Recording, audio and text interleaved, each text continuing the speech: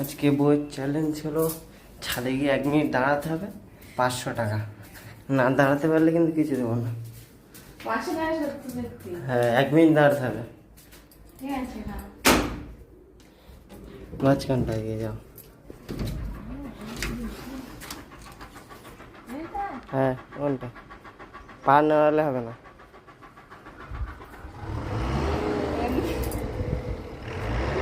একটা 52 হবে। তাহলে কটার সময়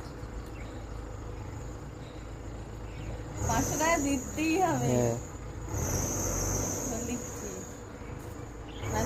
দাও।